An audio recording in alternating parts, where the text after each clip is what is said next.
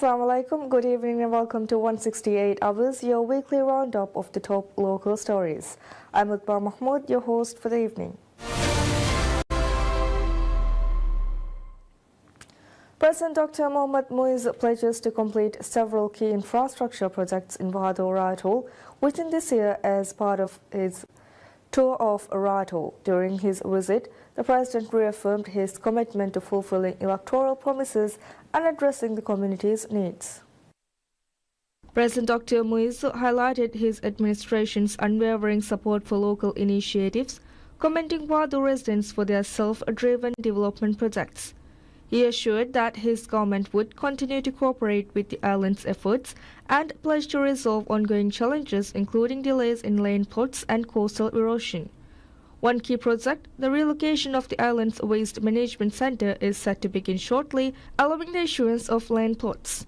Additionally, President Dr. Muiz addressed the issue of coastal erosion with the Maldives Transport and Contracting Company, MTCC, working to resolve delays caused by the difficulty in acquiring rock boulders. Once these challenges are overcome, coastal protection and harbour development projects will resume. President Muiz also discussed plans to enhance the island's educational and healthcare infrastructure, promising the development of new facilities and the extension of healthcare services across the atoll. He also reassured the community that a land reclamation project would commence later this year or early next year to address land constraints. The President also expressed his support for renewable energy projects, promising that the solar power initiative in Wado would soon be completed. His administration aims to generate 33% of the country's energy from renewable sources by 2024, with Wado transitioning to solar energy. In a major development for financial accessibility, President Muiz attended an agreement signing between the Bank of Maldives and the Wado Island Council for the installation of an ATM on the island. This marks an important step in the government's plan to equip all inhabited islands with ATMs by the end of the year. President Dr. Mohammad Muiz concluded his visit by reiterating his administration's commitment to completing these infrastructure projects and ensuring development that aligns with the community's needs. The President's tour continues with upcoming visits to Angultim, Hurdufar and several other islands in the Ra Atoll. President Dr. Mohammad Muiz promises to bring significant development to Raskatim Ra Atoll before the end of this year. During his visit to the island on Tuesday, the President outlined several key projects aimed at transforming the community's infrastructure and services. Addressing the residents of Raskatim, President Muiz acknowledged past challenges, including financial constraints that delayed development projects. However, he assured that these challenges have been overcome and that projects would now proceed as planned. The President committed to completing the Raskatim Harbour project, adding a new classroom and multipurpose hall to the school, building a football ground, and addressing critical issues like waste management, water and spray systems, and the island's main roads. Additionally, he pledged to improve electricity and healthcare services across the island. President Muiz emphasized the importance of prioritizing these projects in collaboration with the local council. He expressed his hope to return later this year to witness their completion. In a significant step forward, President Muiz also inaugurated the new office building for the Raskatim Island Council. The building, which was constructed under the Public Sector Investment Program, will provide a safer and more efficient workspace for council members and staff. Council President Mohammad Fatin highlighted that the new facility would greatly enhance the council's ability to serve the community. Further, boosting financial accessibility, President Muiz also witnessed the signing of an agreement for the installation of an ATM on the island. This is part of the government's initiative to install ATMs on all inhabited islands by the end of the year, providing more convenient access to banking services. President Dr. Mohammad Muiz's visit to Raskatim is part of his ongoing tour of the Ra Atoll. His administration is focused on addressing the pressing development needs of outer islands, with further visits scheduled to several more islands in the atoll. The President's commitment to island development remains steadfast, with numerous projects set to improve living conditions and infrastructure across the Maldives. In a series of significant developments across Ra Atoll, President Dr. Mohammad Muiz met with members of Hurdufar Island Council's Women's Development Committee (WDC) and heads of institutions in Hurdufar to address critical infrastructure needs while also launching initiatives aimed at improving island services. On Wednesday, President Dr. Muiz met with the Hurdufar Island Council, Women's Development Committee and local leaders to discuss the pressing developmental needs of the island. Council members highlighted several urgent issues, with the most immediate concern being the overcrowded school and the need for dormitory facilities. They also raised the need for vital infrastructure projects, including coastal protection, road development and critical improvements to the harbor's breakwater. The community also stressed the lack of basic utilities in newly populated areas, with water and sewerage systems identified as a priority. In response, President Muiz assured that these challenges would be thoroughly addressed, with updates provided by cabinet ministers on the government's ongoing efforts. A significant step forward in financial accessibility was also made as Hurdufar Island signed agreements with both the Bank of Maldives and Maldives Islamic Bank to install ATMs on the island. This move is part of a nationwide project to ensure ATM services on all inhabited islands by the end of this year. The agreements were signed by representatives from both banks, underscoring the government's commitment to financial empowerment in remote communities. In addition to Hurdufar, similar agreements were signed on 3 other islands in Raitol, Vadu, Raskatim and Angultim to install ATMs as part of the broader goal to enhance financial services across the Maldives. The ATM initiative, launched in November 2024, is expected to fortify the financial accessibility of island residents, empowering them with easier banking services. With these developments, President Muiz's visit to Raitol marks a significant push towards addressing long-standing infrastructure gaps and improving financial services. These initiatives aim to enhance the quality of life for residents, aligning with the government's broader goals for national progress. President Dr. Mohammad Muiz makes key pledges to the residents of Madhuvari Raitol, including a land reclamation project to address the pressing land shortage. On Wednesday, President Muiz assured the residents of Madhuvari that he would deliver on his presidential pledges to address the island's most pressing concerns. Chief among these is the shortage of land, a critical issue for the island's growing population. The President revealed plans for a land reclamation project that will dredge the surrounding lagoon to create an estimated 6 hectares of land. He pledged to begin the project this year to provide more space for housing and infrastructure. However, he also acknowledged that dredging 6 hectares would not completely solve the housing shortage. To fully address the issues, he emphasized that moving industrial activities away from residential areas is essential. The President also outlined plans to add the neighboring island of Ufulandu to Madhuvari's jurisdiction, facilitating the relocation of industrial activities to that area, which would reduce health risks associated with the industrial fiber work currently taking place on Madhuvari. In addition to land reclamation, President Muiz reiterated his commitment to building 50 new housing units in Madhuvari.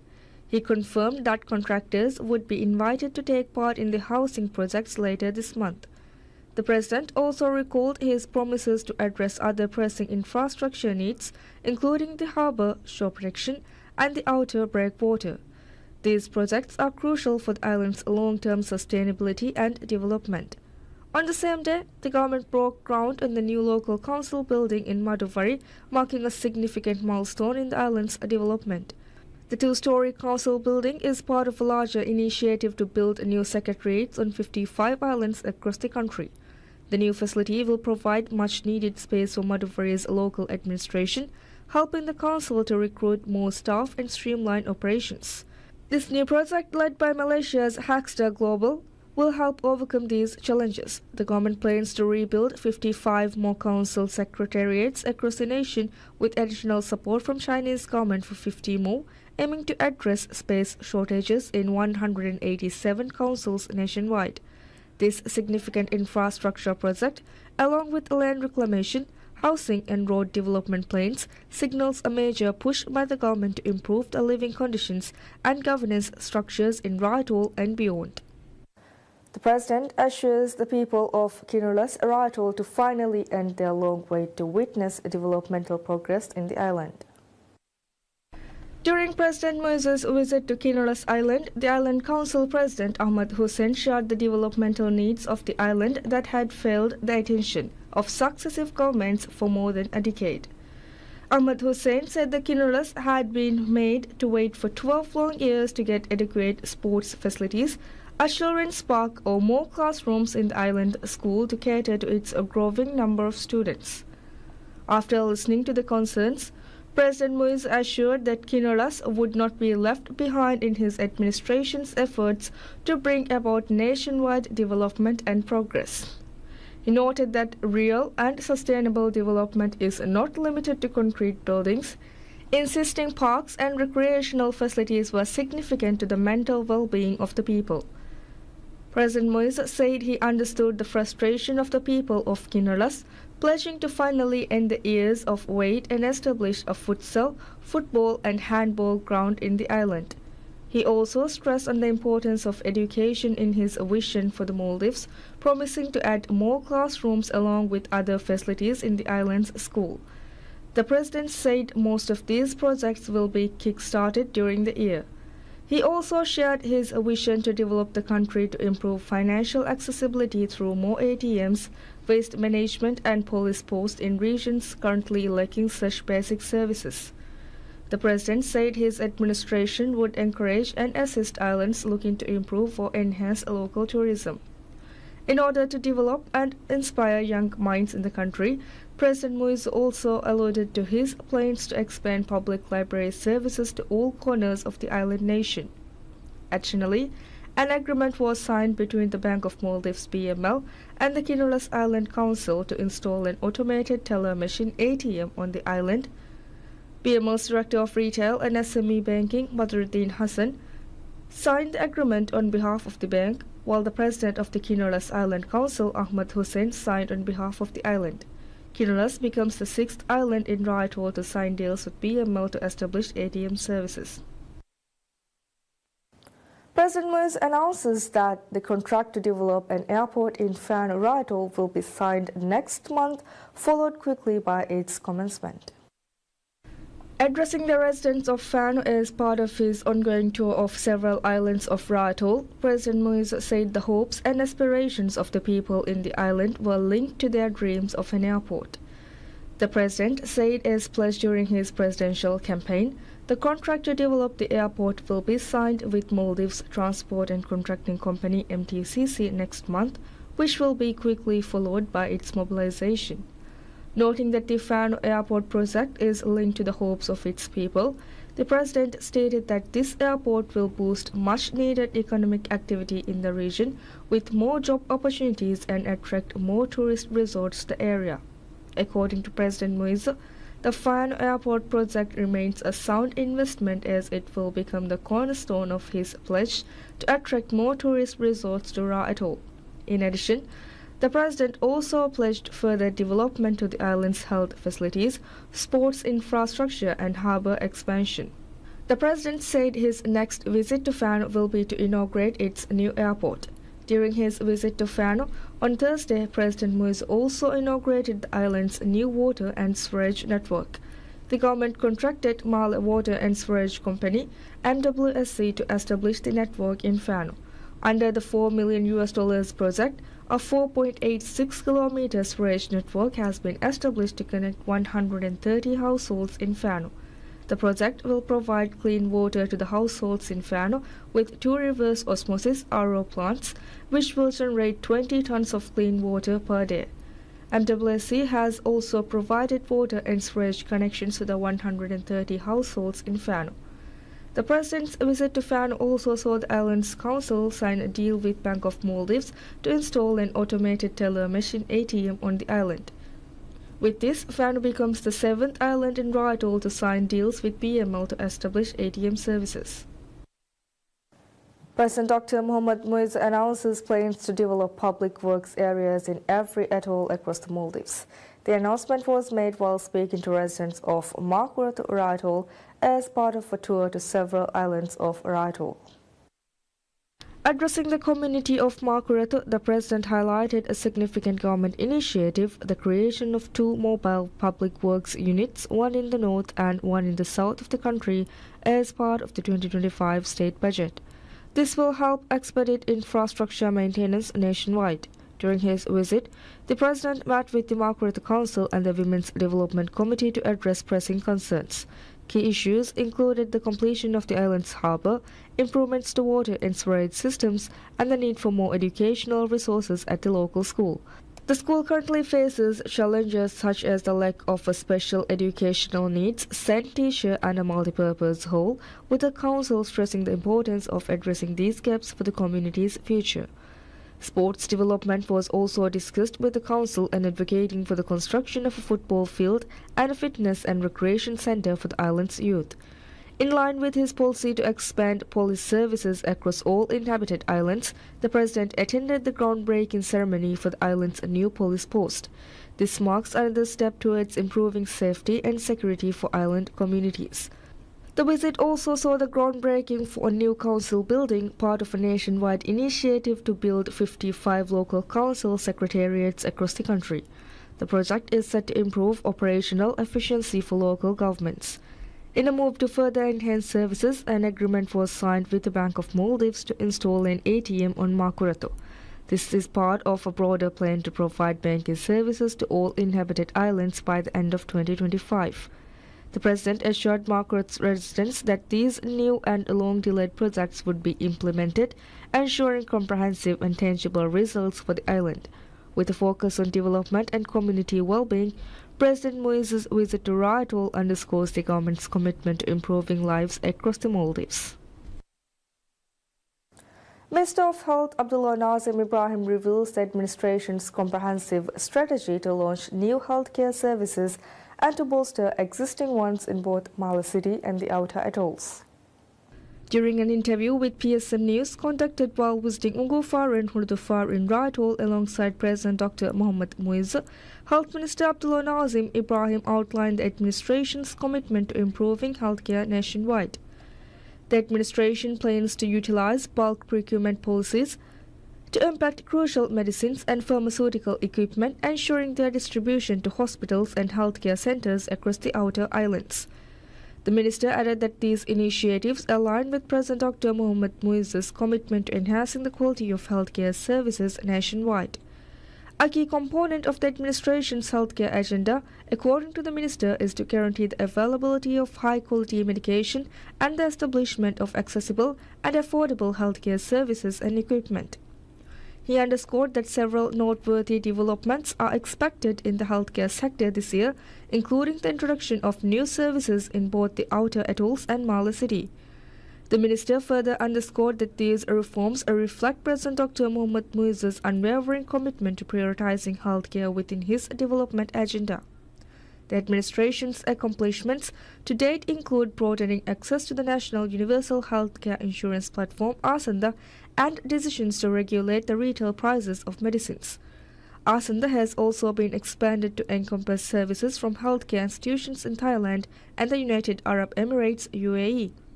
The administration also launched the air ambulance services and earmarked funds in the 2025 budget for the development of 5 hospitals, including specialized facilities for thalassemia and cancer treatment. The administration has also implemented measures to increase taxes on tobacco imports, ban vaping devices and products, and raise the legal age of purchasing tobacco products to 21 years. Minister Ibrahim further reaffirmed that the administration's healthcare reforms will concentrate on tackling the prevalence of non-communicable diseases, enhancing primary healthcare, and promoting preventive care. He assured that efforts to bolster primary healthcare across all atolls will be completed this year, with sustainable enforcement maintained in an organized manner. Minister of Economic Development and Trade Mohammad Said states that the rollout of the Development Bank of Maldives (DBM) is progressing as planned. In a recent social media post, Minister Said highlighted the strategic significance of the institution, stressing that its phased approach is integral to the broader efforts to stabilize and strengthen the economy. Founded on 16 November 2024 by President Dr. Mohammad Muiz, the institution aims to bolster economic growth and resilience. Minister Said outlined a three-phase rollout for the DBM, starting with the institutional setup, which is currently on schedule. Minister Said stated that the DBM's business model prioritizes institutional investors and large-scale infrastructure projects with plans to introduce retail services at a later phase. He noted that this phased approach is aligned with broader efforts to stabilize and strengthen the economy. The DBM's strategic objectives are crafted to bolster the long-term economic and social progress of the Maldives. These objectives include financing environmentally sustainable projects to help the country achieve its net zero targets and enhancing long-term investments by providing a range of financial products that support significant infrastructure and development initiatives requiring sustained investment. The bank also focuses on supporting national development by facilitating both public and private initiatives that contribute to the country's economic and social progress. Additionally, the DBM aims to promote financial inclusion by providing accessible financial products for scalable businesses. The administration envisions transforming the DBM into a regionally significant institution. Minister Said elaborated that the second phase of the rollout will concentrate on securing investments for infrastructure development projects. This phase will be followed by the introduction of retail services, which is expected to enhance the country's economic strength. As the country's inaugural investment bank, the DBM aims to offer low-interest loans for major development projects and substantial private investments. Minister Said previously stated that the DBM will partner with both domestic and international financial institutions and investors to fund these initiatives. The comprehensive services offered by the DBM extend beyond loans to include equity finance, fund syndication, and risk insurance. Committed to sustainable economic and social development, the DBM also aims to raise funds for infrastructure projects, address financing challenges for public sector investment program initiatives through syndicated finance, and boost foreign currency liquidity within the Maldivian banking system. That's it for this week. Stay tuned for more updates. Have a pleasant day ahead. Bye-bye.